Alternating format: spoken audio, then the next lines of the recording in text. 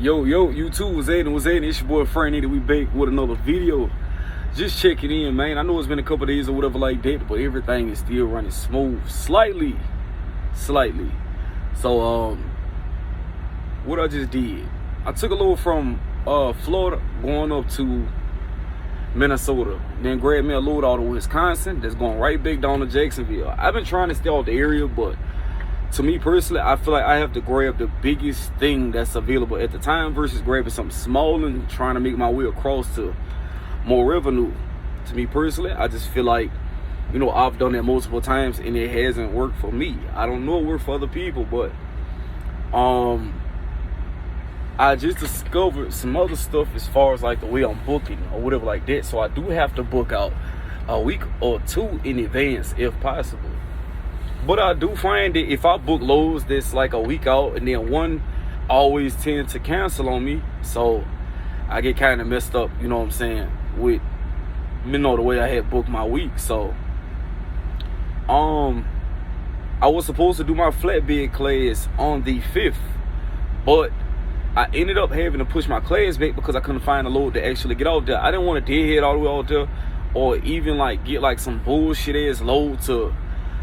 It's just at this point, I don't make enough revenue to deadhead out somewhere and be straight and even like have an extra 2 days off outside of my off time.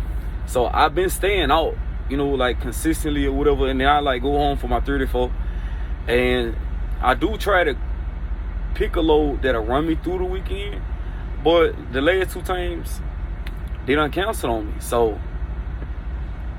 I'm going flatbed. Some people say don't do flatbed just yet because of the whole, you know, it's winter time. You want to learn it, you want to do this, you want to do that, you want to wait till the weather break or whatever like that. But I just feel personally that if everybody's dropping their flatbeds and their step decks to go do drive-in, then I need to go ahead and get my training and my little experience out the way so that I can know this stuff before I actually, you know, I guess the lows pick up or the summertime really hit and I'm able to make, I don't need no slowdowns. I need to know how to do this stuff. And if I do it in the wintertime, then whatever comes with the wintertime, you know what I'm saying, frozen tarps, whatever like that, I need to know my equipment. So I'm definitely about to try my best to get out there and go ahead and make that happen. I seen somebody say like, oh yeah, well he gonna learn if you do it during the wintertime. Man, I don't care nothing about that. I actually work. So all the little girl shit, I'm not with the, you know, I'd rather go ahead. I like a challenge anyway. If it's a challenge, then, you know what I'm saying, you go ahead and line me up. But other than that, I've just been trying to keep everything afloat, you know. It's not a whole much coming out of my area, which I did just run into an agent, but they out of Mississippi. So I'm thinking that possibly because since the agent is out of Mississippi, I might end up having to deadhead on Sundays to that agent so that I can get something, because even though it got like multiple loads on it, they dedicated, it's a dedicated agent or whatever like that. So they direct shippers. I just feel like direct shippers, they do a lot more, you know, for me than the agents that's not direct shippers. I don't really have problems with them loads when it comes from direct shippers. So I'd rather pull those. The same way like I booked 2 loads and nothing happened.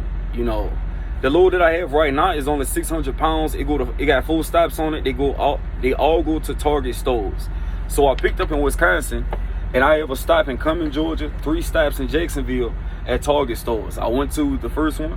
I went ahead and delivered that load, and then I went in park because I really didn't have much time. So tomorrow morning I hop up, go finish the load out, and then hopefully, you know, I can pull something else. They put me on safety hold last week because I had a cabs class I was supposed to do, which I completely forgot about, and they put me on safety hold for it. And the lady was able to extend it for 2 weeks, so I do have to take my cab class on the 15th.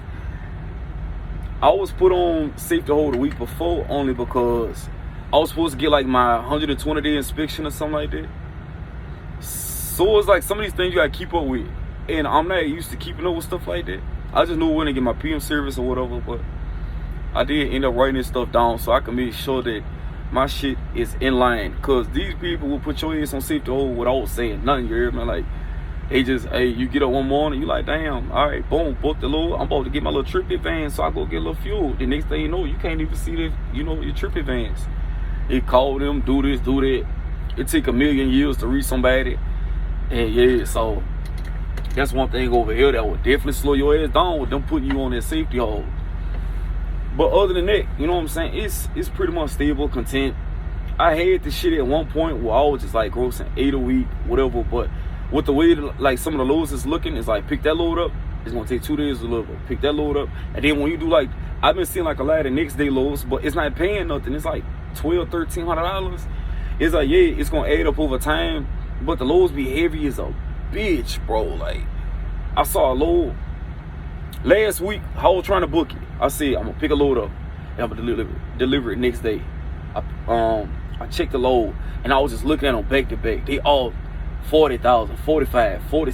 It's just like, yo, bro, ain't no way. And then like with some of the ages, you will go on there and then say like the load 42,000 pounds. And then you call them, they be like, oh no, the load is 12,000 pounds. And then you get to the place, the load fucking 46. You like, yo, bro, I know you did not just try to load 46,000 pounds. And then another thing that's been like cracking me, right? So I end up getting to a place. I got to a spot. I was trying to pick up. Dude said there was no pickup number. Just tell them where I was going to. So I was like, all right, cool. I go on there. I tell them where I was going to. So when I booked the load, it clearly said it was going to be 30,000 pounds. Cool with me. So as they started to load it, I'm like, bro, I know my truck. Like, you know what I'm saying? They was loading it and I could just feel. It's like, bro, y'all going in there with more than 30,000 pounds. Like, you know your guy, when you've been driving long enough, you know when some shit done became overweight. So I ain't say nothing. I waited, whatever like that. The light turned green. I go inside. I'm like, hey, man, let me see the paperwork real quick. So he passed it to me. 46,000. I called the agent. I told dude straight up.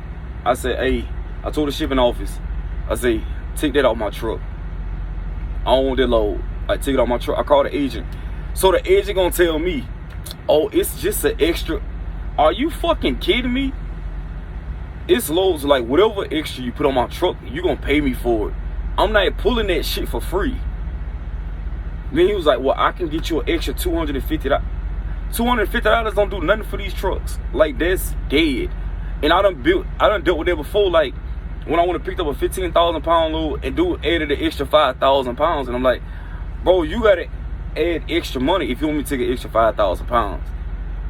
Oh, it's nothing. It's just 5,000 pounds. Well, guess what? If it's not nothing, take it off my truck and pay another driver to do it. You're like, oh, if you're not going to take the 5,000, then don't take it. I'm not going to take it at all. Well, I'm going to have to contact Landstar. I don't care. Like, technically, motherfucker, y'all work for us because y'all need us to move this shit. I know my position. And you're not about to put extra freight on my truck for free. That's not what's going to happen. Fuel too high for that. Even though I was just up there in Minnesota and definitely got fuel for $3.19, feeling extra good out here, you hear me? Like, and then with this load right here, I topped off up there. This load here, I topped my tanks off 600 pounds or whatever like that. And it was 600 pounds. Still got a head for tank. So this load right here gonna benefit me pretty decent. And I keep, like, this was something else that was pissing me off, right? So I took an advance from a load from last week and I left it on the card. Like, I didn't even touch it. So I left the load on the card. So I'm like, yeah, like, they gonna go ahead and pull it back off the card when they get a chance. So they never pulled it off the card. So when I just got my settlement, the whole $1,400 was like missing from my settlement, talking about in advance. And I had to call them like, no, y'all wasn't supposed to take that from my settlement because it's still on the card. I never used it. And the guy was like, well, you know, you could just take it off the card and blah, blah, blah, since it's already been. I'm like, yo, bro, I really didn't like that because it's like y'all playing on me at this point. I didn't use it because I didn't do the load. I got to the spot, dude said load cancel. I'm like, yo, as soon as I pull up, this bitch cancel. But come to find out, it was another Landstar driver there, and I think it was like a Porsche load, because when I was picking up with 10,000, the one he was getting was 10,000. And I think they loaded that trailer onto his because he was going back and forth with them.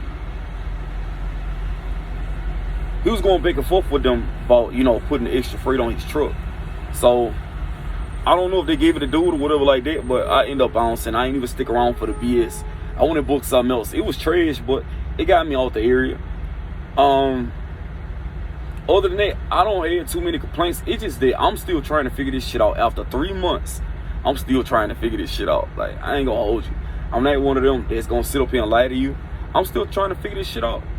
And I'm probably grossing like $5,000 a week. Which, you know what I'm saying? That's why I be trying to tell people. Like, don't be solely dependent on one income. Because you have shit like this where you have a learning curve. And then when shit get bad, you need something else to fall on. So that'd be my aspect of everything. Make sure you got something else to fall on. Because this night gonna be, trucking ain't gonna always be up. Freight gonna go up, it's gonna go down.